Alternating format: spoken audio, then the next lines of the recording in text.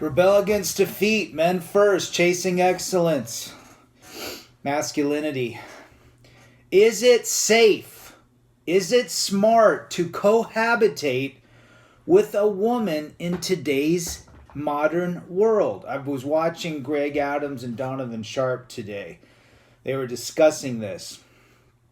As you know, Coach Greg Adams is a solid MGTOW guy, talks a lot of truth. I respect his stance. I also listen to Donovan Sharp every now and again. I know he lives with a woman. They don't have any kids. They're not married. He seems to maintain alpha frame, which is great. And they're talking about cohabitating. Now, I want to take this as an approach that says cohabitating with a woman. I don't know if that's a smart move. I'm going to say, from my opinion, not a smart move. And take out all the emotional, the nagging, the bullshitting, the constant complaining. That's one side of the issue. The lack of intimacy, another side of the issue. The complacency, another side of the issue. I'm not talking about that. I'm talking about the legal and the domestic challenges that could make that extremely dangerous and risky proposition. Now remember, we live in a modern world today that basically says if a woman calls up and says, her masculine man did something, hit her, they can make up anything. I know countless stories of women that have made up amazing stories that were completely proven untrue. It costs the victim, it costs the man in this situation thousands of dollars to clear his name, criminal issues that had to take time to get cleared up. You're seeing it all over YouTube, stories of women that accuse men of false rape allegations. Their lives are destroyed, and eventually the woman receives her karma payment. But those years that man had to endure to clear his name from the innocence that he had. And that was, I think there was one story from Duke where these guys didn't even, they just hung out with a gal at a party. She completely made it up. So is it safe to cohabitate or to live in a marriage or a relationship with a female in today's modern world? And I'm going to say no. No. From a legal and domestic criminal potentiality, it is not safe. It is extremely risky and dangerous. Remember, the gynocracy is alive and well in the court system.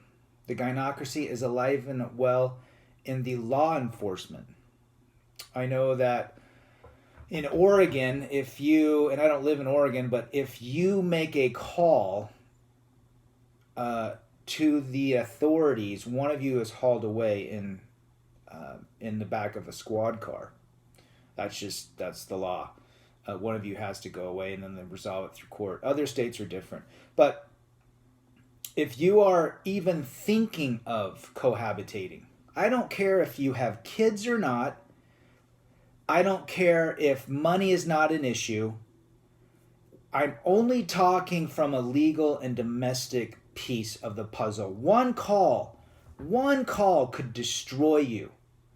It could take years and thousands, if not 20, 30, 40, up to 100,000 or more to clear your name. Is it worth it? And that's what you have to think about as we're constantly vacillating in this world, working with women,